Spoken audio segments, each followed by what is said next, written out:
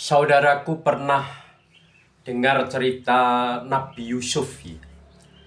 Nabi Yusuf itu seorang nabi utusan Allah yang gantengnya luar biasa.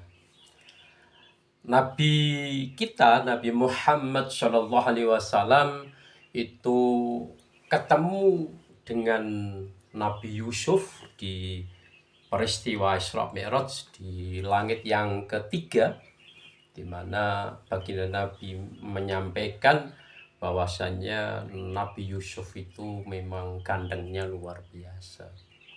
Para ulama memberikan penafsiran, memberikan kesepakatan, memberikan analisa terkait dengan sabda Nabi ini yang berhubungan dengan Nabi Yusuf. Ada yang mengatakan gantengnya orang sedunia itu misalkan 100 begitu ya. Sedunia itu Allah berikan 100 kegandengan orang, itu yang 50-nya, artinya separuh dari kegandengan itu diberikan pada Nabi Yusuf.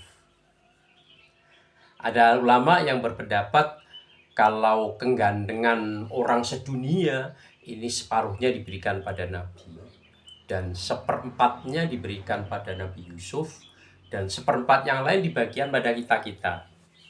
Entah ini kita bagian yang seperberapa dari 25%-nya, seperempat kegandengan orang seluruh dunia.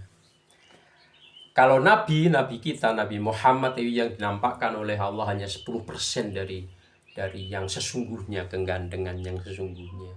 Sehingga orang-orang ya lawan jenis baginda Nabi, orang lawan jenisnya, lawan jenis artinya perempuan, itu melihat pada Nabi itu tidak melihat kesyahwatan, tidak melihat karena cinta, tidak melihat karena gantengnya, itu tidak.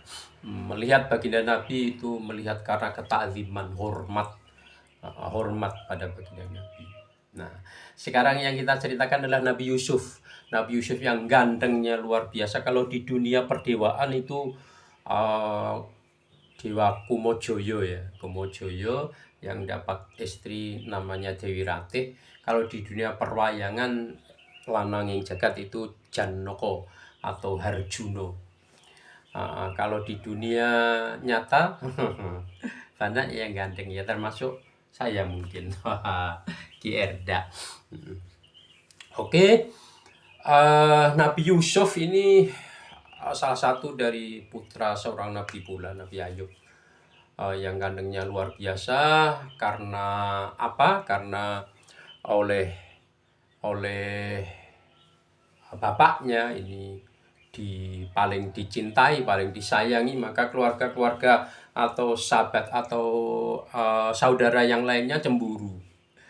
Akhirnya Nabi Yusuf kecil ini dibuang oleh keluarganya, oleh saudara-saudaranya, dibuang, dan akhirnya ditemukan oleh seorang musafir ya, dan dijual menjadi budak. Yang kebetulan yang membeli ini seorang pembesar dari Mesir kala itu, seorang pembesar di negeri itu. Dan akhirnya setelah dipelihara besar, akhirnya ibu yang mengasuh Nabi Yusuf ini terpesona dengan kegandengannya. Berbagai macam cara supaya Yusuf itu bisa tergoda. Satu saat itu di rumah sendiri hanya Yusuf sama Zulaikha ini ya, Siti Zulaikha. Iman temen wong ayu ora sembahyang, Siti Zulaikha luwih ayu yo sembahyang. Itu. Nah, saudara, ini ringkes rembuk ini mau selingkuh ini Zulaikha ini sama Nabi Yusuf, karena Nabi Yusuf itu maksum ya, dipelihara oleh Allah, digoda kayak apapun ya, secara manusiawi ya seneng sih Zulaikha yo ayu. Begitu juga Nabi Yusuf yang ganteng ya. Nah, tapi dijaga oleh Allah. Akhirnya ketika rumah sepi yang ada hanya Yusuf dan Zulaikha, digodalah oleh Zulaikha, dan Nabi Yusuf lari, dikejar-kejar oleh Zulaikha, dan ketika pintunya itu udah terkunci semuanya. Ketika wah kena pegang, dirangkul, dipaksa sampai baju Yusuf itu terkoyak sampai robek. Robek itu di belakang. Nah, pas itu saat itu suaminya datang, Kifir ini datang. Karena perempuannya baba itu tanya pada suaminya, suamiku ini Yusuf mau memperkosa saya, Yusuf bla bla bla bla. Akhirnya bagaimana ditimbang, sopo sing salah. Kalau yang robek depan itu berarti Yusuf yang salah, kalau yang robek belakang itu berarti istrinya yang salah. Tapi begitu pun kayak apapun yang terjadi, robek belakang pun Yusuf tetap di penjara sampai difitnah lah, lebih baik lah saya daripada digoda terus lah, lebih baik di penjara saya. Ini yang difokuskan apa ya? Boleh yang difokuskan keadilan semenjak dulu itu tidak bisa ditegakkan.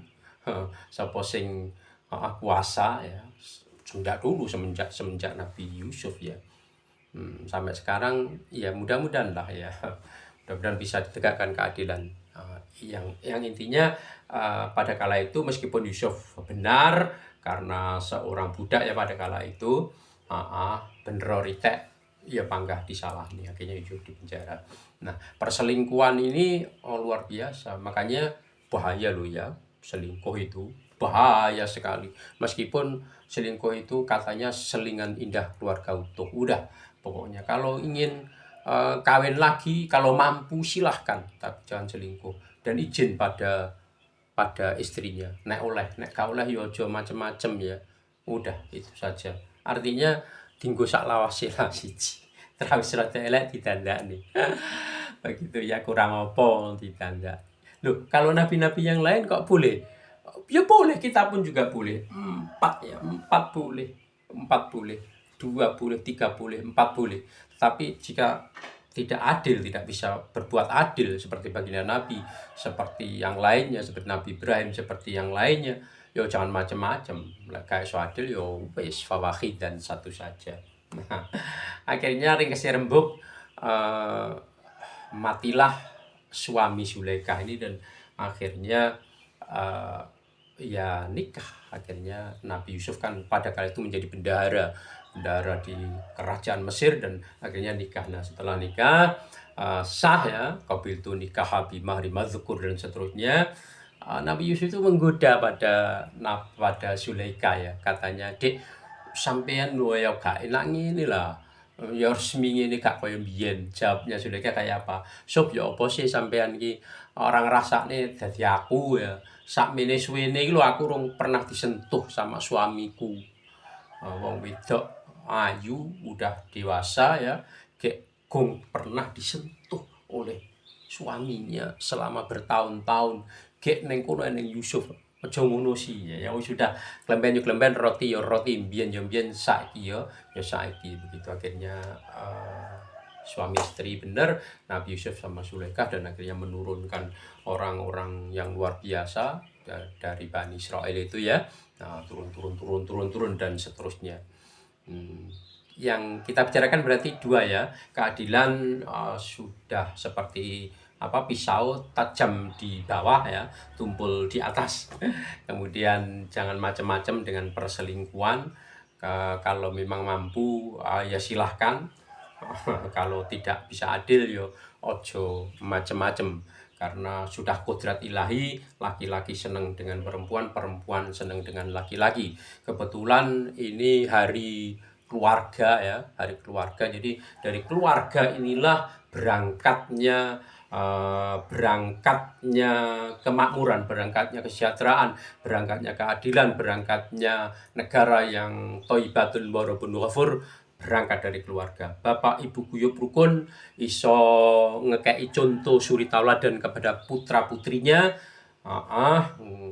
dan terjadilah menjadi keluarga yang sakinah mawaddah warahmah. Dari keluarga ini yang bagus, yang baik, pembinaannya akan muncullah suatu komunitas yang baik pula, masyarakat yang baik pula, maka negaranya akan menjadi negara yang kuat, negara yang baldah, yang thayyibah, yang diampuni oleh Allah Subhanahu wa taala. Gemah ripah loh jinawi, murah kang sarwa tinuku, subur kang sarwa tinandur, dagang layar tanono kendati siang pantaran ratri beni rojo beni guru bakal guru dadi. Itulah yang diharapkan.